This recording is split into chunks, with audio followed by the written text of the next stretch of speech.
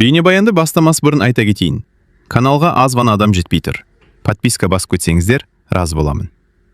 Бұл оқиға шын өмірден алынған.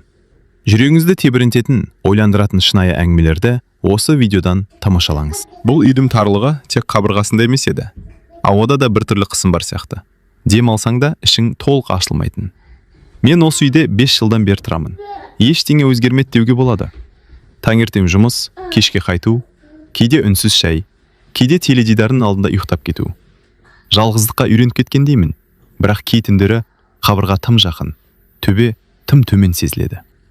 Көрші үйде дәл сондай, арадағы қоршау аласа, тым аласа. Ол әйел осы көшеге 2 жыл бұрын көшіп келген.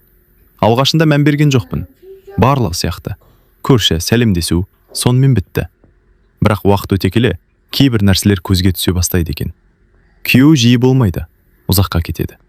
Кейде 1 ай, кейде одан да көп. Бұл ауылда ондайды жұрт тез байқайды. Ал әйел, оның аты Айсұлу. Атына сай емес сияқты алғашында. Өте әдемі емес, бірақ көз тартатын бірдеңесі бар. Дауысы бәсең, бірақ естіледі. Күлгенде емес, үндемегенде әсер қалдырады. Бүгін де кеш ыстық еді. Шілденің аптабы күн батқан соң да тарқамаған. Терезем ашық, перде баяу қозғалады. Сыртта балалардың дауысы басылған. Көшеде тек иттердің үргенімен анда-санда өткен көліктің дыбысы. Сол сәтте оның аулаға шыққанын көрдім. Қара көйлек, жеңіл. Денесіне жабысып тұрған жоқ, бірақ әр қимылы анық сезіледі. Шашын желкесіне жинап алыпты. Ыстықтан қашқан адамдай баяу қозғалады. Мен байқамай қарап тұрған жоқпын, бірақ көз өзінен өзі сол жаққа тартылады. Ол да мені көрді. Көзіміз түйісті. 1 секунд, 2 секунд. Үшеуінде ол көзін тайдырды. Бірақ сол қысқа сәтте бірдеңе өтті. Айту қиын, қарапайым сәлемде емес, жай қызығушылықта емес. Кеш жарық, деді ол бірінші болып. Кеш жарық, дедім мен. Үнсіздік қайта орнады. Бірақ бұрынғыдай емес, ауа ауырлап кеткендей. Ыстық қой, деді ол сәлден соң. Даусы шашаңқа. Иә, дедім тағы. Біз бір-бірімізге қарамай сөйлестік. Бірақ бір-бірімізді толық сезіп тұрдық. Ол орындыққа отырды. Терең дем алды. Сол дем алған сәтінде мен оның жалғыздығын көргендей болдым. Тек күйеуінің жоқтығы емес, өмірдің ортасында жалғыз қалған адамдай. Үйіңіз салқын ба? Деді ол кенет. Салқын емес, тыныш, дедім ойланып. Ол күлімсіреді. Бірақ күлкі емес еді, тек еріннің бір бұрышы ғана қозғалды. Маған да тыныштық жетпейді, деді жай ғана. Осы сөзден кейін жүрегім бір түрлі қысылып кетті. Артық сұрақ қоюға болатынын да, болмайтынын да білмедім. Күйеуіміз, деп бастап тоқтап қалдым. Жоқ, деді ол бірден. Әлі жоқ. Сол әлі деген сөздің ішінде қанша мағына жатқанын сездім. Үнсіздік тағы келді. Бірақ бұл жолы бұл ұзаққа созылды. Ұят па, қорқыныш па білмеймін. Тек бір шекара бар екен, екеуміз де түсініп тұрғандай. Айсұлу орнынан тұрды. Жақсы, деді. Ертең ерте тұруым керек. Иә, дедім мен. Ол үйіне кіріп кетті. Есік жабылды. Бірақ менің ішімде бір есік ашылып қалғандай болды. Түнде ұйықтай алмадым. Төбеге қарап жатып, оның да дәл қазір жалғыз жатқанын ойладым. Бұл ойдан өзім шошып кеттім. Өйткені бұл ой жай ой емес еді. Бұл оттың алғашқы ұшқыны болатын. Таң ерте атты. Түнгі ойлар басымда ауыртып шықты. Ұйықтадым ба, әлде көзімді жұмып жаттым ба, өзім де білмеймін. Бір анығы, Айсұлудың бейнесі санамнан кетпеді. Жұмысқа жиналып жатып, кешегі кешті қайта-қайта есіме алдым. Оның әлі жоқ дегені. Сол сөз ішіме кіріп алып, тыным бермеді. Күн ыстық еді. Түс ауа, үйге ертерек қайттым. Көшеде тыныштық. Көпшілігі егістікке, қалғаны көлеңкез деген. Есігімді ашайын деп жатқанда, көрші жақтан дауыс естілді. Кешіріңіз. Бұрылып қарасам, Айсұлу. Қолында бос шелек, шашы жайылған. Бүгін ол басқаша көрінді. Кешке сабырлы әйел емес, сәл абыржыған, сәл әлсіз. Су жоқ болып тұр, деді. Сізде бар ма екен? Бұл қарапайым сұрақ. Бірақ ол есікке себеп болды. Бар, кіріңіз, дедім ойланбастан. Ол бір сәт кідіріп қалды, көзіме тіке қарады. Сол сәтте дұрыс па деген сұрақ екеуміздің де ойымыздан өткенін сездім. Бірақ ол бәрібір кірді. Үйдің іші салқын еді. Терезелер ашық. үнсіздік. Ол шелегін қойып жан-жағына қарап шықты. Тыныш екен, деді. Иә, дедім. Әдетте осылай. Суды толтырып жатқанда ол артыма қарап тұрды. Арқаммен оның көзқарасын сездім. Бұл жай қызығушылық емес еді. Жалғыз тұрасыз ба? Деді ол. Иә, үйреніп кеткен шығарсыз. Үйренуге болады, дедім. Бірақ оңай емес. Ол үндемей қалды. Мен шелекті ұсынып жатып, қолымыз тиіп кетті. Кездейсоқ, бірақ тым анық. Екеуміз де қолымызды тез тартып алдық. Кешіріңіз, деді ол. Ештеңе емес, дедім. Бірақ жүрегім тез соғып кеткенін жасыра алмадым. Ол кетуге асықпады. Шелекті ұстап тұрып, бірдеңе айтқысы келіп тұрғандай. Кейде, деп бастады да тоқтады. Кейде адамға жай ғана біреу тыңдаса жеткілікті ғой. Бұл сөз маған ауыр тиді. Иә, дедім баяу. Тыңдайтын адам керек. Ол басын изеді. Көзіне жас толғандай болды. Бірақ жыламады. Өзін ұстап тұрды. Рахмет, деді сәлден соң. Су үшін ғана емес. Мен жауап қатпадым. Айтуға болатын сөз табылмады. Ол есікке беттеді. Бірақ шығар алдында тағы бір рет артына қарады. Кеше, деді де тағы тоқтады. Жай ғана кешіңіз жақсы өтті ме? Ұйықтай алмадым деп қойыппын, ойланбастан. Ол жымиды. Бұл жолы күлкісінде жылу бар еді. Мен де, деді. Есік жабылды. Үй қайтадан тынышталды. Бірақ бұл тыныштық бұрынғыдай емес еді. Қабырғалар тарылып кеткендей. Мен сол жерде ұзақ тұрдым. Көрші әйелдің жай ғана су сұрау емес екенін енді анық түсіндім. Бұл екінші қадам еді. Ал үшіншісі қайда апарарын ешқайсымыз білмейтінбіз. Күн батқанмен ауа салқындамады. Аспан қызғылт тартып, ауылды біртүрлі меңіреу күйге бөлеген. Мұндай кештерде ой да, сезім де ауырлай түседі. Кешкі асқа зауқым соқпады. Үйде отыру мүмкін емес еді. Аулаға шықтым. Орындыққа отырдым да темекіні тұтаттым. Бірақ түтіннің дәмі де бұрынғыдай емес. Қоршаудың ар жағында қозғалыс байқалды. Айсұлу. Бұл жолы ол асықпай шықты. Қолында кесе. Бәлкім шай. Бәлкім жай ғана ыстықты басу үшін су. Үстінде ашық түсті жұқа халат. Жел соққан сайын матасы қозғалып, оның әрбір қимылын байқатып қояды. Бірақ бұл әдейі жасалған нәрсе емес екенін сезесің. Бұл жай ғана шаршаған әйелдің күйі. Ол мені көріп тоқтап қалды. Мазалап тұрған жоқпын ба? Деді. Жоқ, дедім. Шығып отырғаным сол. Ол қоршауға жақындады. Арамызда бір ғана аласа темір. Қаласақ бір қадам. Бірақ сол қадам ең ауыр қадам екенін екеуміз де білдік. Бүгін тым ыстық, деді ол. Үйдің іші тұншығып кетеді. Түнде де басылмайды, дедім. Иә, деді ол ойланып. Кейде адамда солай ғой, іші толып, тынысы тарылып кетеді. Мен оған қарадым. Ол көзін төмен салды, бірақ сөзін тоқтатпады. Күйім жоқ кезде осылай болады, деді баяу. Үй тым кең сияқты, ал өзім тым кішірейіп кетем. Бұл сөзді айту оңай емес еді. Оның даусы дір етті. Мен не айтарымды білмедім. Жұбату да артық, үнсіздік те ауыр. Сіз, деп бастадым. Сіз мықтысыз. Ол жымиды, бірақ бұл жолы күлкісінде мысқыл бар еді. Мықты болуға мәжбүрмін, деді. Таңдау болмағанда. Ауа қоюланып кеткендей, тынысымыз да бір ырғаққа түскендей сезілді. Ол кесесін екі қолмен қысып ұстап тұр. Саусақтары сәл дірілдейді. Кейде, деді ол тағы да. Біреу қасында отырса да жалғызсың. Ал кейде, ол сөзін аяқтамады. Ал кейде бір аула жеткілікті, дедім мен. Ол басын көтеріп маған қарады. Көзінде таңданыс пен біртүрлі тыныштық қатар тұрды. Иә, деді. Дәл солай. Бір сәтке уақыт тоқтап қалғандай болды. Ит те үрмеді, жел де соқпады. Тек екі адамның тынысы ғана бар сияқты. Ол орнынан тұрды. Кеш болып қалды, деді. Ертең тағы көрісерміз. Бұл жай сөз емес еді. Тағы дегені бәрін өзгертіп жіберді. Иә, дедім. Ол үйіне беттеді, бірақ есігіне жеткенде тоқтап, артына бұрылды. Рахмет, деді. Бүгін жеңілдеп қалдың. Мен де, дедім, шын көңілмен. Есік жабылды, бірақ сол кеште ұйқы тағы келмеді. Мен алғаш рет өзіме қауіпті сұрақ қойдым. Егер ол бір қадам жақындаса, мен шегінер ме едім? Жауабын білгім келмеді, бірақ ол жауаптың бар екенін сездім. Келесі күн баяу өтті. Жұмыста да ойым шашыраңқы болды. Қолым істеп тұрғанмен санам басқа жақта. Кешкі уақытты күттім. Неге екенін өзіме түсіндіргім келмеді. Күн тағы да ыстық батып бара жатты. Ауылда кеш түсу тіршілік баяулайды. Адамдар үйлеріне кіріп, аула босайды. Осындай сәттерде ең әлсіз ойлар бас көтереді. Аулаға шыққанда оның да шыққанын көрдім. Бұл жолы біз бір-бірімізге бірден қарадық. Бұрынғыдай кездейсоқ емес. Әдейі емес, бірақ дайын тұрғандай. Бүгін де ыстық, деді ол жай ғана. Иә, дедім. Кешегіге ұқсайды.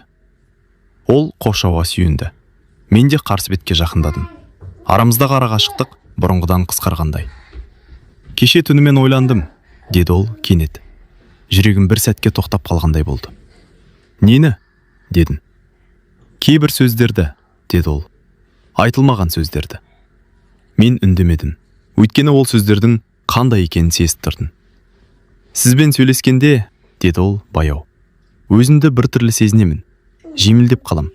Бірақ сонымен бірге қорқам. Мен де, дедім шындықты жасыра алмай. Бұл мойындау еді. Ашық емес, бірақ анық. Ол басын төмен салды. Шашы бетіне түсіп кетті. Сол сәтте қолымды созып, оны ысырып тастағым келді. Бірақ қолым қозғалмады. Дұрыс емес екенін білем, деді ол сыбырлап. Бірақ кейде дұрыс нәрсе ең ауыр болады ғой. Ал қате нәрсе ең оңай, дедім мен. Ол маған қарады. Көзінде сұрақ бар еді, бірақ ол сұрақты дауыстап айтуға батылы жетпеді. Арамызда үнсіздік орнады. Бірақ бұл үнсіздік сөзден де қатты еді. Әр тынысымыз анық естіліп тұрғандай. Егер, деді ол даусы дірілдеп. Егер бір күні мен тоқтай алмасам, ол сөзін аяқтамады. Онда біреуіміз тоқтауы керек, дедім. Сіз тоқтай аласыз ба? Деді ол бірден. Мен жауап бермедім. Сол жауаптың өзі жеткілікті еді. Ол бір қадам жақындады. Қоршауға тым таяп келді. Енді арамызда темір ғана емес, тек бірдем қалғандай. Кейде, деді ол сыбырлап, адамға тиіспей-ақ тым жақын болуға болады екен. Мен оның иығы қалай көтеріліп түсіп тұрғанын көрдім. Дауысы дәл құлағыма жетіп тұрды. Иә, дедім. Кейде сол ең қауіптісі. Ол бір сәтке көзін жұмды, сосын тез ашты. Мен кетейін, деді. Бұлай тұрсақ, жақсы болмайды. Дұрыс, дедім. Бірақ ешқайсымыз қозғала қоймадық. Сосын ол артына бұрылды, үйіне қарай жүрді. Бірнеше қадамнан кейін тоқтап қалды. Егер, деді тағы да. Егер бір күні сіздің есігіңізді қақсам, ол маған қарады. Жауап күтпеді. Мен білмеймін, дедім ақыра. Бірақ бүгін емес. Ол басын изеді. Бұл келісім де қарсылықта емес еді. Бұл уақыт тұту. Есік жабылды. Ал мен ұзақ уақыт сол жерде тұрдым. Өйткені енді бұл жай көрші әңгіме емес еді. Бұл сыбырдан басталған, бірақ айқайға айналуы мүмкін нәрсе болатын. Сол түннен кейін мен өзіме тыныштық таба алмадым. Күндіз бәрі қалыпты сияқты. Адамдар, жұмыс, әдеттегі сөздер. Ал ішімде бір дауыс тынымсыз сөйлеп тұрды. Тоқта, бұл дұрыс емес. Көрші, күйеу бар. Бірақ сол дауыстың ар жағында екінші бір үн бар еді. Ол сыбырлайтын. Қатты сөйлемейтін, бірақ кетпейтін. Ол да жалғыз. Ол да бақытсыз. Сен ештеме жасаған жоқсың әлі. Кешке үйге ертерек қайттым. Аулаға шыққым келмеді. Көзіме көрінсе бәрі қайта басталатындай сезілді. Терезені жаптым. Бірақ ауа жетпей қалды. Сағат 10-ға таяғанда біреу қақпаны ақырын жапты. Мен білдім. Ешкімді көрмей тұрбақ білдім. Есіктің ар жағында тұрған адамды ішім сезді. Бірақ ол есікті қақпады. Сол үнсіздік бәрінен ауыр еді. Мен есікке жақындадым. Құлыпқа қолымды тигіздім. Ашуға да, ашпауға да бірдей дайын тұрғандаймын. Егер ашсам, бәрі өзгереді. Егер ашпасам, бәрі сол қалпы қалады. Сырттан оның тынысы естілгендей болды. Әлде менің өздеймін бе? Айыра алмадым. Сосын аяқ дыбысы алыстай бастады. Мен есікті ашпадым. Таң атқанша көз ілмедім. Өзін жеңгендей болдым. Бірақ бұл жеңіс емес екенін іштей білдім. Бұл уақытша шегіну ғана еді. Келесі күні оны көргенде көз қарасынан бәрін түсіндім. Реніш жоқ, ашу жоқ. Тек түсіну бар. Сәлем, деді ол баяу. Сәлем, дедім. Арамызда бұрынғыдай әңгіме болмады. Бірақ үнсіздіктің өзі тым ауыр еді. Кешегі үшін деп бастады ол. Айтпаңыз, дедім. Дұрыс жасадық. Ол басын изеді. Бірақ көзінен келіспегенін көрдім. Дұрыс нәрсе әрдайым жеңіл емес екен, деді ол. Иә, дедім. Кейде ең дұрысы ең ауыр болады. Ол бұрылып кетті. Бірақ сол сәтте мен бір нәрсені анық түсіндім. Мен оны ойымнан шығара алмаймын. Ал ол мені. Бұл тоқтау емес еді. Бұл тыныс алу үшін жасалған үзіліс қана. Ал азғыру әлі кетпеген. Ол күннен кейін Айсұлу сирек көрінді. Аулаға шықпайды. Қоршау жаққа да жақындамайды. Үйі бұрынғыдан да тыныш болып кеткендей. Ал тыныштық кейде айқайдан да қатты сезіледі. Бір апта өтті. Мен де өзімді ұстап жүрдім. Артық қарамауға, артық ойламауға тырыстым. Бірақ адамның ойына тыйым салу ең қиын нәрсе екен. Сол күні кешке жаңбыр жауды. Жаз ортасындағы жылы жаңбыр. Топырақтың иісі ауаға тарады. Ауыл бір сәтке тазарғандай болды. Есік қағылды. Бұл жолы анық. Аштым. Айсұлу. Үстінде жұқа күртеше. Шашы дымқыл. Көзі қызарып кеткен. Жылағаны көрініп тұр, бірақ өзін ұстауға тырысқан. Кешіріңіз, деді. Біраз отыра тұруға бола ма? Сұрақ емес еді бұл. Көмек сұрау болатын. Кіріңіз, дедім бірден. Ол ішке кіріп үнсіз отырды. Қолындағы сөмкесін қысып ұстап алған. Иығы дірілдейді. Күйеуіңіз келді ме? Деп сұрадым ақырын. Ол басын изеді. Бүгін, деді. Күтпеген жерден. Мен артық сұрақ қоймадым. Өйткені жауаптың ауыр екенін сездім. Ол бұрынғыдай ма? Дедім біраздан соң. Айсұлу күліп жіберді. Бірақ ол күлкі емес еді. Ауыр күлкі. Ол ешқашан өзгермеген, деді. Мен ғана өзгерем деп ойлаппын.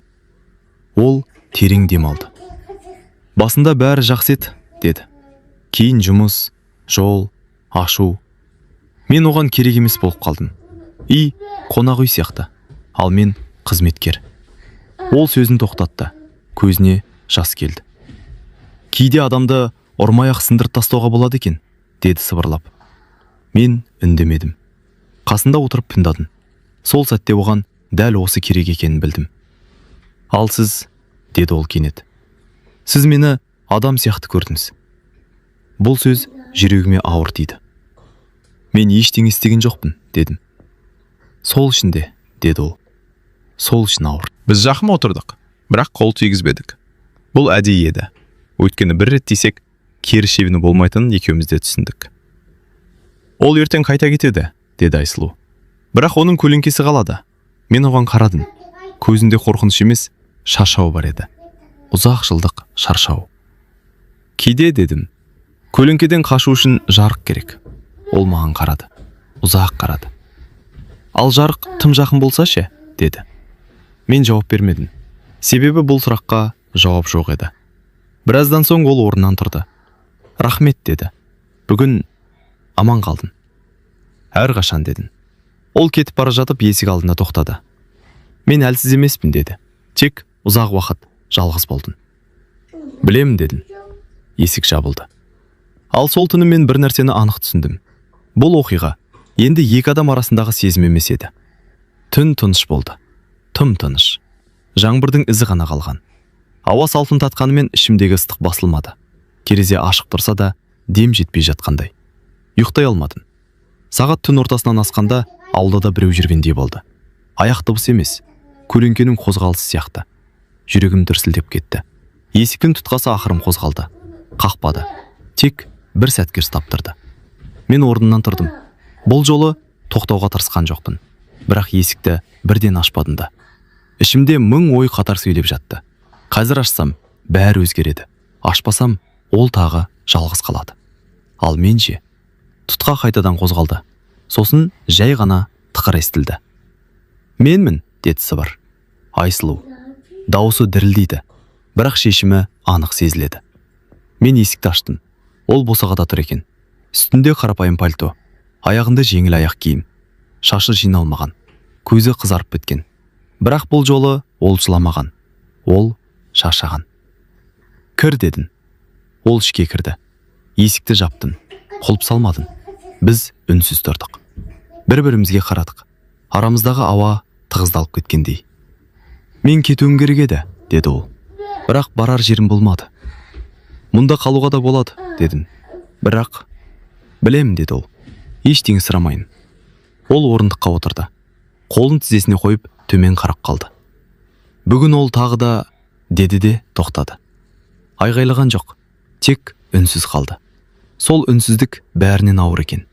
Мен оның қасына отырдым. Ара қашықтық бар еді, бірақ тым аз. Кейде, деді ол, адамды ұстап қалатын нәрсе үй емес, адам екен. Ол маған қарады. Бұл жолы көзін тайдырмады. Ал кейде сол адамнан қорқасың, дедім. Иә, деді ол. Бірақ бүгін мен қорққым келмейді. Сол сәтте оның иығы дір етті.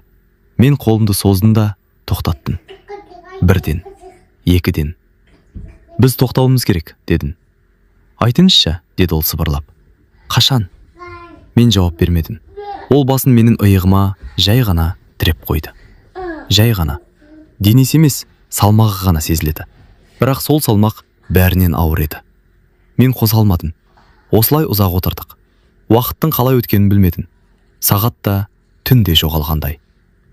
Мен бүгін осында қалсам, деді ол ақырын. Жай ғана, ұйықтап. Бұл өтініш емес еді, шындық болатын. Жарайды, дедім. Бірақ бәрі осы жерден араспайды. Ол басын изеді. Мен көрпені әкеліп бердім. Ол диванға жатты. Шешінген жоқ. Жақындаған жоқ. Тек көзін жұмды. Рахмет, деді. Мен жарықты өшірдім. Түнде оянып кеттім. Ол әлі ұйықтап жатыр екен. Тынысы бір қалыпты. Сол сәтте мен өзімді ең әлсіз адамдай сезіндім. Өйткені ең қиын нәрсе істеп қою емес, істемей қалу екен. Бұл түн әрекетсіз өтті. Бірақ ол түн бәрін өзгертті. Таң ерте атты. Тым ерте. Терезеден түскен жарық бөлмені ақырын ғана жарық қылды. Түнгі тыныштықтың орнына белгісіз бір ауыр сезім келді. Ұйқыдан емес, ойдан ояндым. Айсұлу диванда жатыр екен. Қимылсыз. Көрпені иегіне дейін тартып алған, ұйықтап жатқандай. Бірақ тынысы тым сақ сияқты. Ол да ояу екенін сездім. Бірнеше секунд ешкім қозғалған жоқ. Бұл үнсіздік түндегіден де ауыр еді. Мен ас үйге өттім. Шайнекті қойдым. Су қайнағанша уақыт созылып кеткендей болды. Қасықтың дыбысы да қатты естілді. Таң атқан екен, деді ол арттан. Дауысы баяу. Яң. Иә, дедім. Шай ішесіз бе? Ішем, деді ол сәл кідіріп. Ол ас үйге келді. Кешегіден мүлде басқа адамдай. Көзі төменде, қимылы сақ. Қолын қайда қоярын білмегендей. Біз қарсы отырып шай іштік. Қарапайым шай, бірақ дәмі жоқ сияқты. Кешегі үшін деп бастады ол. Айтпай-ақ қояйық, дедім бірден. Ештеңе болған жоқ. Ол маған қарады. Көзінде бір түрлі мұң бар еді. Дәл сол үшін ұялып отырмын, деді. Мен не айтарымды білмедім. Мен сізді қиын жағдайға қалдырдым, деді ол тағы. Өзіңізді де, мені де. Жоқ, дедім. Сіз тек адам болдыңыз.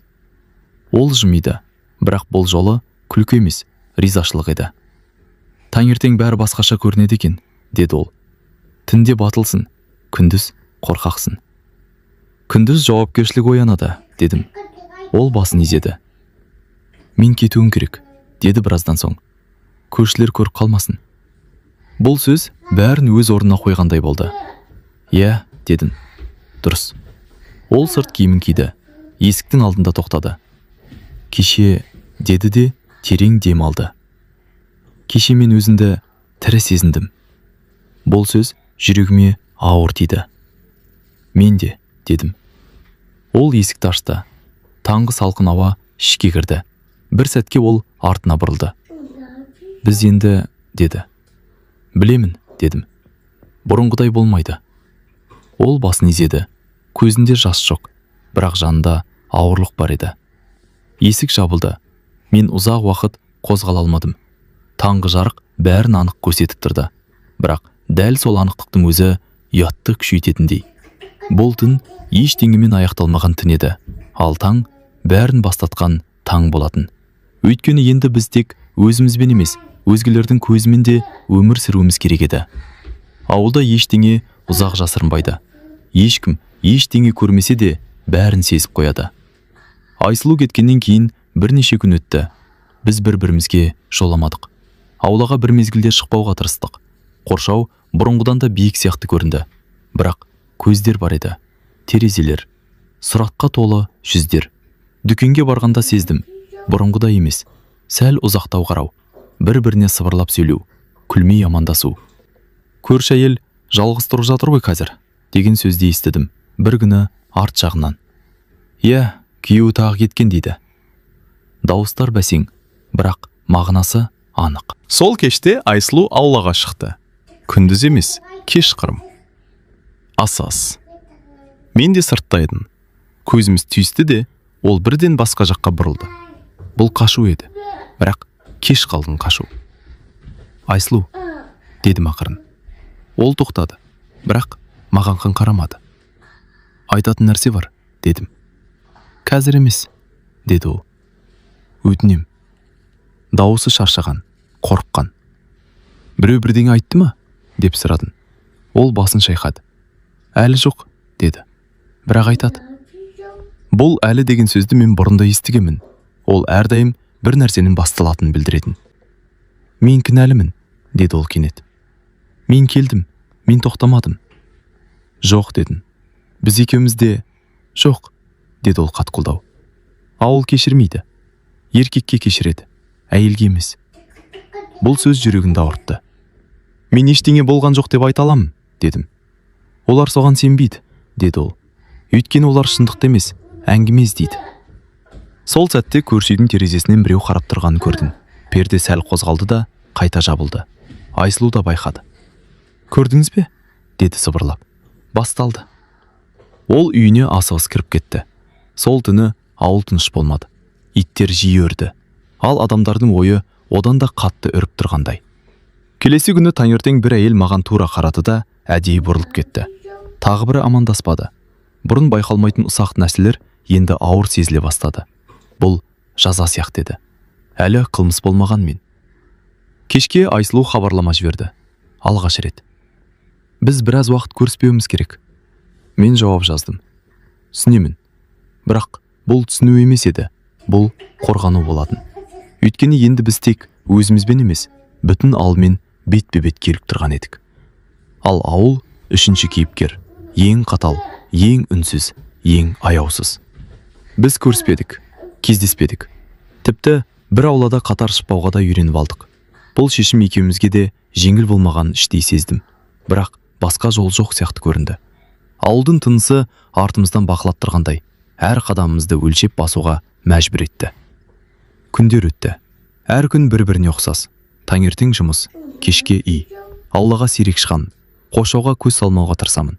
Бірақ көз үйренген жерді бәрібір іздейді екен. Айсұлудың үйі тым-тыныш. Терезелері кешке дейін ашылмайды. Кейде жағы та жанбайды. Үйдің ішінде біреу бар ма жоқ па белгісіз.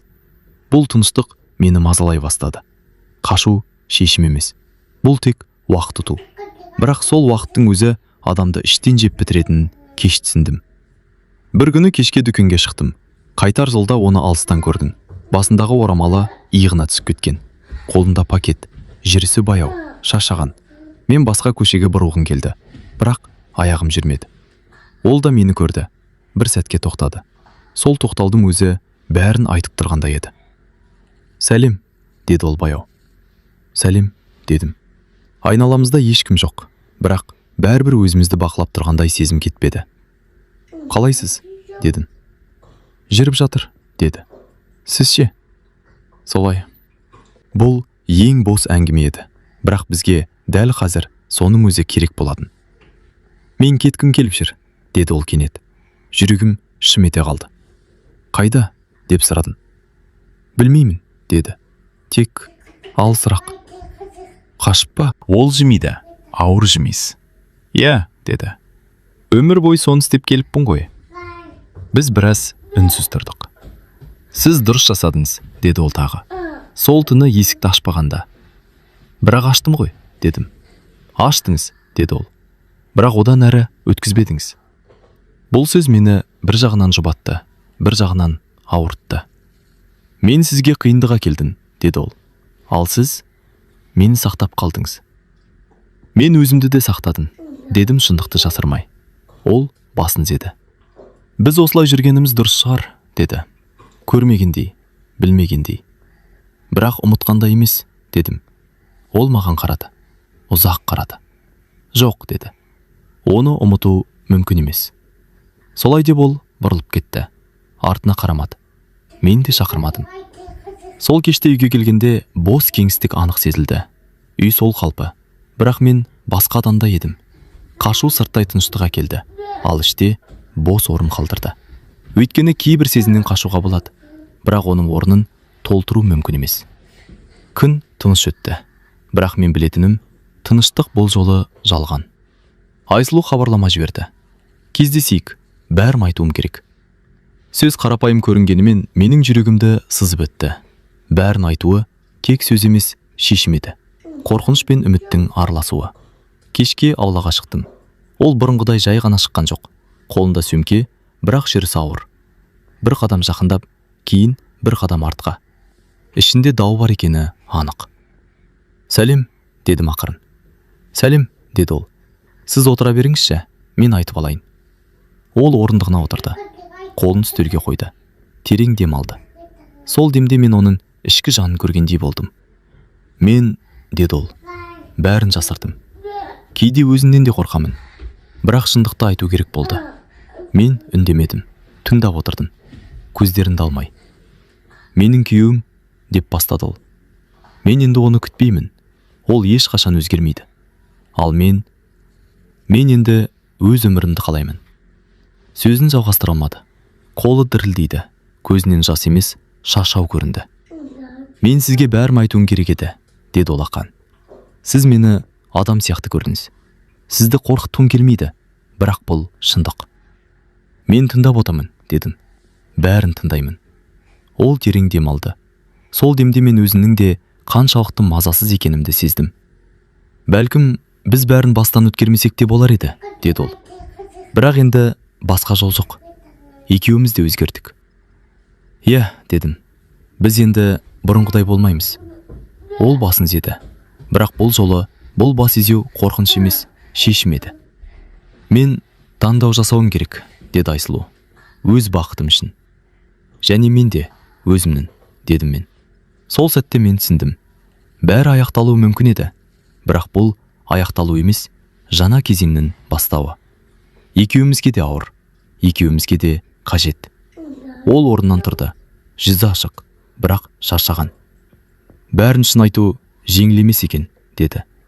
Бірақ мен босатылдым. Мен оған қарадым. Бұл босану физикалық емес, жанның босануы. Кешегі, түнгі, таңғы, барлығының ауыртпалығы артта қалды. Мен де, дедім. Мен де босадым. Ол жымиды. Бұл жолы күлкі емес, жеңседі. Енді, деді ол баяу. Енді бәрін дұрыс жолға қоюға тырысамыз. Біз бір-бірімізге қарап ұзақ тұрдық. Бұл қарапайым сәт сияқты көрінді. Бірақ шындыққа бір қадам ең ауыр қадам еді. Келесі апта тыныш өтті.